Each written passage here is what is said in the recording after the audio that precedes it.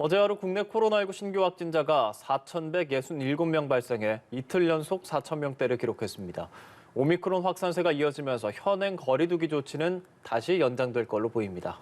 한편 오늘 국내에 처음 들어오는 화이자사의 먹는 코로나 치료제가 게임 체인저가 될지 주목됩니다. 관련 내용들 김정기 고려대 약학대학 교수, 최진봉 성공회대 교수와 함께 짚어보겠습니다. 어서 오십시오. 두 분 어서 오십시오. 네, 안녕하세요.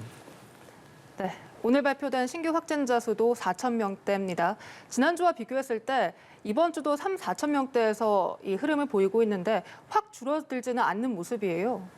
지금 상황을 보면 말씀하신 대로 지난주와 유사한 수준의 신규 확진자 규모를 보이고 있거든요. 그러니까 네. 1년에 지난해의 12월 달부터 경향성 보면은 12월 셋째 주에 정점에 도달을 했고요. 그 뒤에 가파르게 감소세를 보였거든요. 근데 지금 지난주 대비 이번 주에는 크게 감소를 안 하고 정체돼 있는 양상을 보이는데 방역 당국에서는 그 유행의 감소세가 둔화됐다라고 표현을 하는데 제가 보기에는 다시 증가하려고 하는 조짐을 보이고 있다라고 보고 있습니다. 그러니까 원래 최근의 경향성대로 보면 이번 주 신규 확진자는 그러니까 그제 그러니까 월요일 화요일 기준으로 2,000명대 초반 정도를 보여야지 원래 경향상으로 맞고 수요일, 금요일, 그러니까 오늘도 4,000명대, 어제도 4,000명대거든요. 그러니까 원래는 네. 3,000명대 초반까지 줄어야지만 경향성으로 맞는데 지금 더 이상 줄지 않았다. 오히려 한 1,000명 정도가 늘었다라고 보는 게 더 맞을 것 같다라고 네. 생각을 하고 있고 왜 그러냐라고 보면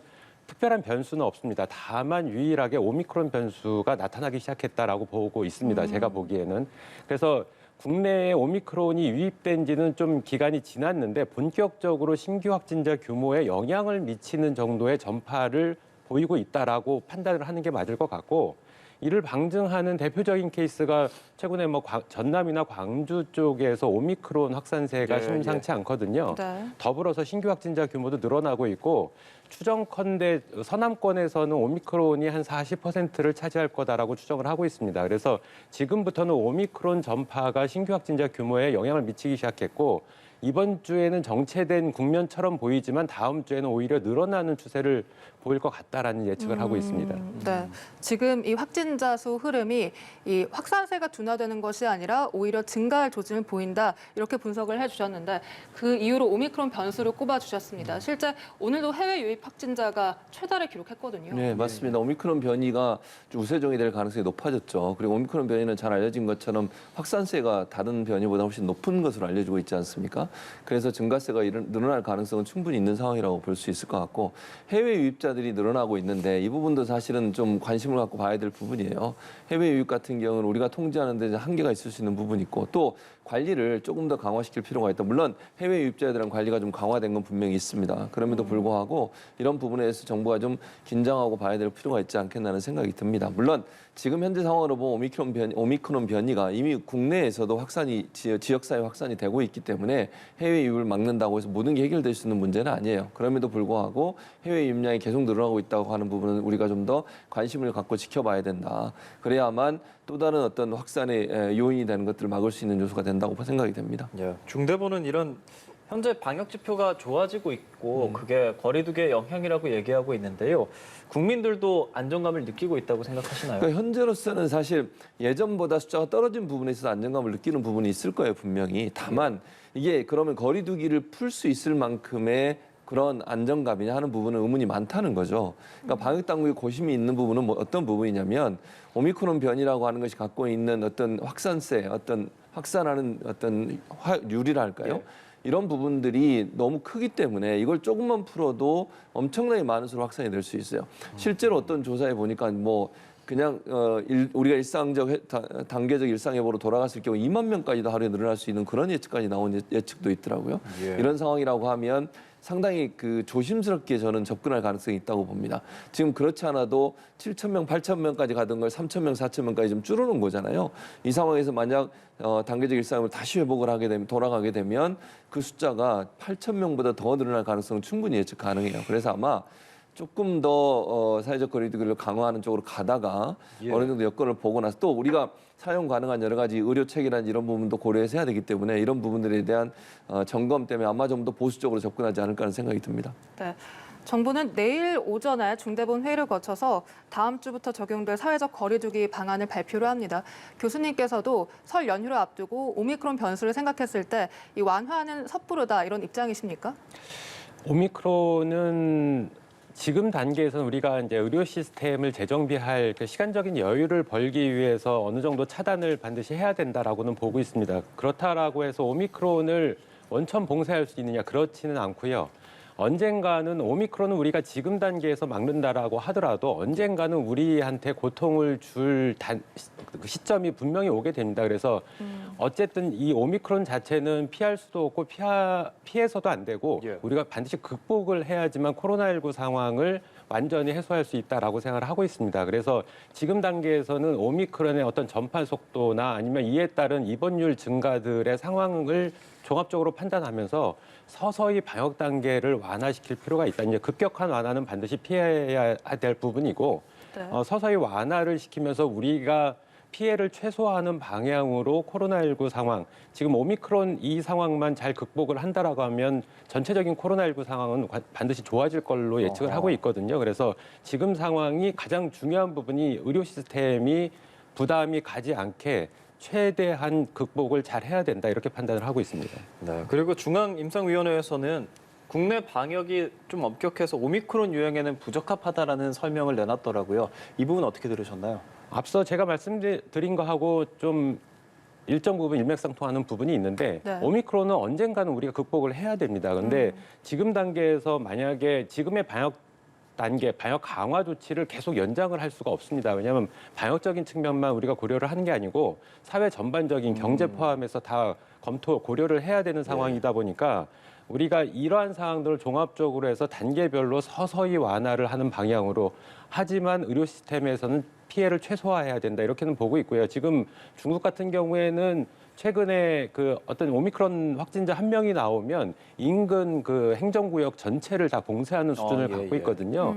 이렇게 해서는 코로나19를 팬데믹 상황을 언젠가는 종식을 못 시킬 수도 있습니다. 왜냐하면 이 상황을 극복을 해야지 원천적으로 봉쇄하는 건 맞지 않다라고 생각을 하는데 예. 어쨌든 그러한 차원에서는 우리가 방역 체계를 유연하게 접근할 필요는 있다라고 보고 있는데 지금 보면 지금 의견이 제시된 부분이 그러니까 유연하게 대처를 할 때 동네 의원이나 병의원까지 코로나19 치료에 다 어느 정도 동원이 돼야 된다라고 얘기를 하고 있는데 네. 제가 보기에는 이러한 부분은 좀 조심스럽게 접근을 해야 된다. 왜냐하면 동네 병의원에서 코로나19 환자를 어떤 진료를 하게 되면 코로나19 환자가 아닌 사람들이 병원을 매개로 해서 또 감염이 될 가능성이 상당히 높거든요. 그러면 우리가 더 이상 차단할 수 있는 방어막이 없어질 수도 있기 때문에 이 부분은 좀 조심스럽게 접근하는 게 더 맞겠다라는 생각, 개인적인 생각을 가지고 있습니다. 그게 아무래도 경증 환자가 급증할 것을 대비해서 동네 의원을 좀 함께 해야 된다는 말인 것 같은데 그렇다면 어떤 식으로 경증 환자에 대비할 수 있을까요? 지금 단계에서는 어쨌든 가장 최선의 방법은 재택 치료를 잘 활용하는 재택 방안이 치료요. 필요하겠다라는 생각을 가지고 있고 더불어서 물론 오미크론 자체가 병원성이 델타보다는 상당히 떨어지기 때문에 위중증 환자의 어떤 비율적인 측면에서는 크게 증가를 하지 않는다라고 생각을 하지만 반대로 입원율은 상당히 높아질 가능성이 있거든요. 이렇게 되면 우리가 경증이나 중등증 환자를 치료할 수 있는 그런 시설들을 확보를 하는 게 더 맞지 않을까라는 생각을 가지고 있고 향후에 확진자가 굉장히 기하급수적으로 늘어나게 되면 최종적으로는 어쩔 수 없이 동네 병의원들도 의료 서비스를 부담을 해야 될 부분도 있을 수는 있습니다. 하지만 이러한 부분들은 어떻게 보면 마지노선이다라고 생각을 하고 있거든요. 그렇기 때문에 우리가 단계별로 다양한 시나리오를 세워서 적절하게 상황에 맞게 그 시나리오대로 대입을 시키면서 상황을 극복해 나가야 된다 이렇게 생각을 하고 있습니다. 코로나19 먹는 치료제에 대한 이야기를 좀 해보겠습니다. 오늘 팍스로비드가 국내에 처음 도착을 하죠. 어떤 사람들이 먼저 투약 대상이 되는가요?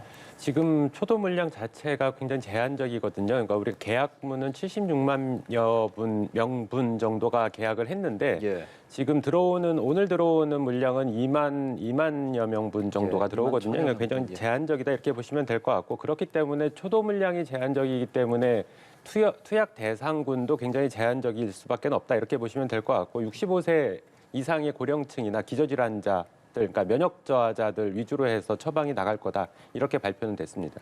네, 이 먹는 치료제 오늘 2만 1,000여 명분이 들어오는데 이 수급 문제와 관련해서 코로나 초기에 먹는 약이기 때문에 제때 공급이 돼야 될 텐데 수급에는 문제가 없을까요? 그러니까 지금 현재는 수급에는 큰 문제가 없는 게 정부의 발표인데 네. 계약 물량은 지금 아까 말씀하신 그 물량도 100만 명 정도 분량이 계약된 걸 알려주고 있고요. 예. 오늘 2만 1,000명분이 들어오고 이달 말까지 10,000명분이 더 들어옵니다. 그래서 최대한 정부는 가능한 한 빠른 시간 안에 들어올 수 있도록 계속 계약을 하고 또 독촉은 하지만 이게 뭐 제약사의 입장도 있지 않겠어요. 제약사가 어느 정도까지 만들어내느냐의 문제이고 그런 문제는 좀 조절이 가능할 것 같은데 가능한 한 정부는 모든 수단을 동원해서 많은 약이 들어와서 더 많은 사람은 혜택에 들어가도록 만드는 것이고요.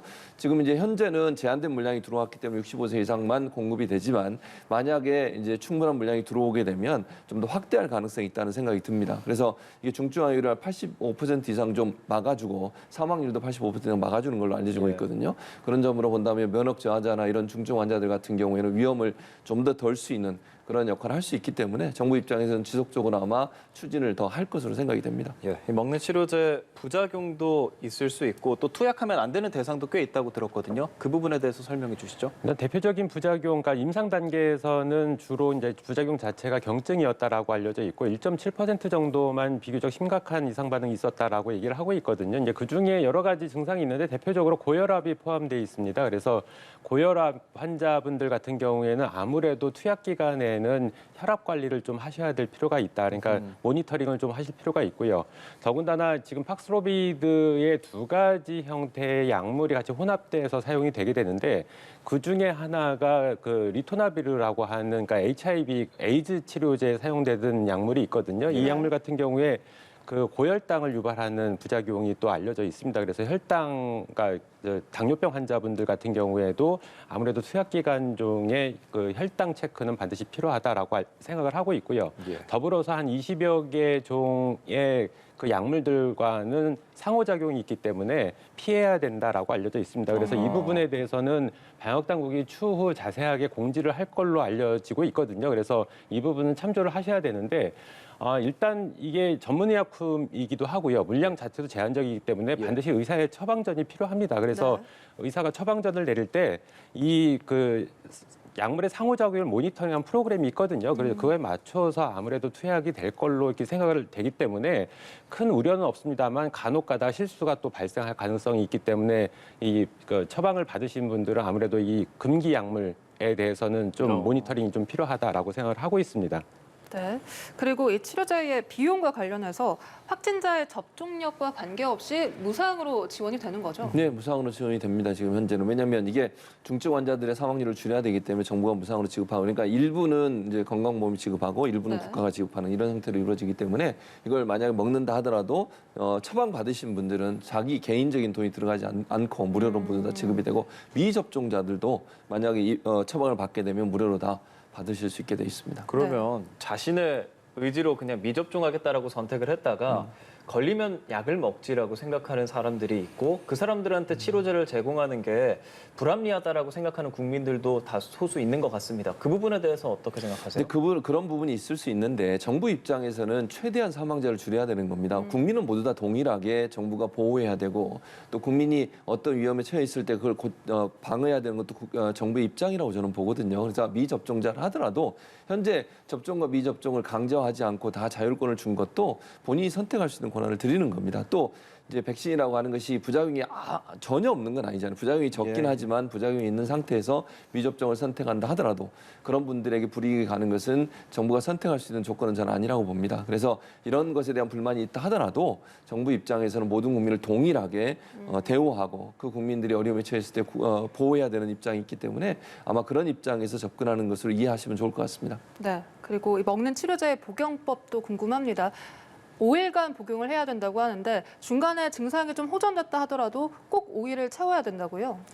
왜냐하면 이 약물은 항상 그 내성을 일으킬 수가 있거든요. 그게 세균이든 바이러스든 다 포함돼서 마찬가지 상황인데 지금 같은 경우에도 5일 동안 복용을 해야 되는데 중간에 호전됐다라고 해서 중단을 했다가 네.